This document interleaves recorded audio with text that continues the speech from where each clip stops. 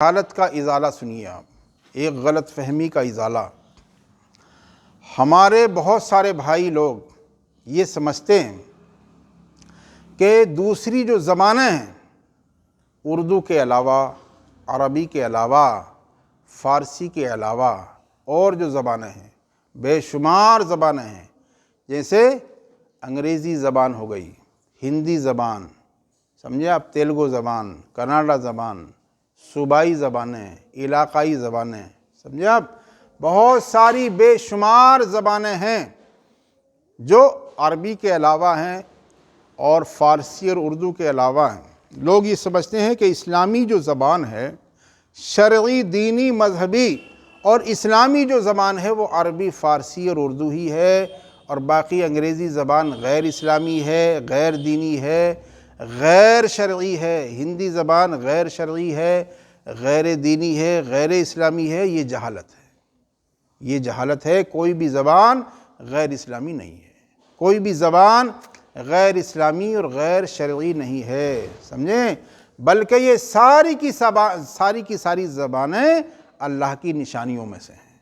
ساری کی ساری زبانیں جو ہیں وہ اللہ کی نشانیوں میں سے ہیں، اور یہ سب زبانیں اللہ کی نشانیوں میں سے ہیں، سمجھے۔ لہٰذا کوئی زبان کسی کی خاص کی زبان نہیں ہے، کسی کی بنائی ہوئی، کسی ایک کی بنائی ہوئی، بلکہ اور کسی بھی زبان کا کوئی مذہب نہیں ہوتا ہے، کسی بھی زبان کا کوئی مذہب نہیں ہوتا۔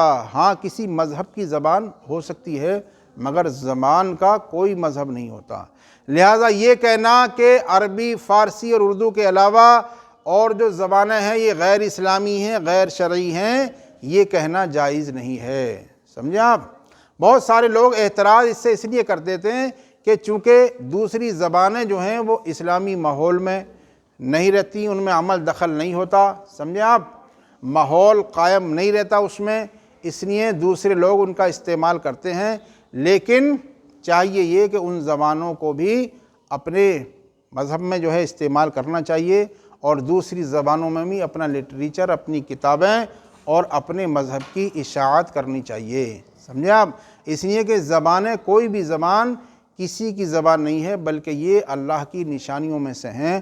لہٰذا یہ تصور رکھنا، یہ خیال رکھنا کہ یہ زبانیں غیر اسلامی ہیں، غیر شرعی ہیں، یہ درست نہیں ہے، اس طرح سے نہیں کہنا چاہیے، بلکہ یہ سب اللہ کے شعائر میں سے ہیں، اللہ کی نشانیوں میں سے ہیں۔ لہٰذا کوئی بھی زبان آپ سیکھ سکتے ہیں، بلکہ سیکھنا چاہیے، اس لیے کہ اللہ کے حبیب کریم صلی اللہ تعالیٰ علیہ وسلم نے فرمایا صحابہ کرام سے، میرے مقدس صحابہ، تم عبرانی زبان سیکھو تاکہ کافروں کے حربوں سے محفوظ رہ سکو، ان کے فتنوں سے محفوظ رہ سکو۔ تو جب تک ہم ان کی زبانوں کو سیکھیں گے نہیں، ہم اپنے مذہب کی اشاعت ان تک کیسے کر سکتے ہیں؟ ان کی زبانوں میں جب تک سیکھیں گے نہیں، کیسے اشاعت دین ہو سکتا ہے؟ لہٰذا ان تک پیغام پہنچانے کے لیے ان زبانوں کا سیکھنا ضروری ہے، تاکہ ان کے فتنوں سے بچ سکیں، تاکہ ان کے جو ہے حربوں سے بچ سکیں۔ تو کوئی زبان کسی کی زبان نہیں ہے، بلکہ ساری زبانوں کو اگر وجود ملا ہے تو میرے مصطفیٰ کے صدقے میں ملا ہے، سمجھے۔ اور بے شمار زبانیں حضرت آدم علیہ السلام جانتے تھے، لہٰذا یہ اللہ کی نشانیوں میں سے ہیں۔ لہٰذا یہ خیال نہیں کرنا چاہیے اور یہ نہیں کہنا چاہیے کہ ہندی زبان غیر اسلامی زبان ہے یا انگلش زبان غیر اسلامی زبان ہے، سمجھے آپ۔ زبان ہونے کی حیثیت سے، زبان بحیثیت زبان جو ہے اس وقت تک جو ہے وہ غیر اسلامی اس کو نہیں کہا جا سکتا۔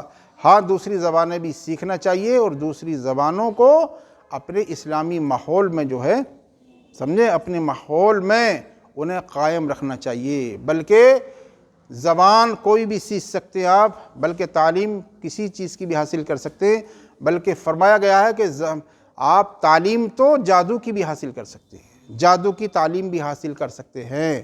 جادو کی تعلیم حاصل کرنا بھی ناجائز نہیں ہے، جائز ہے، مگر اس لیے نہیں کہ ضرر دینے کے لیے، کسی کو نقصان پہنچانے کے لیے، بلکہ اس لیے جادو کی تعلیم حاصل کر سکتے ہیں کہ کوئی اگر آپ پر جادو کرے تو اس کی آپ کاٹ کر سکے۔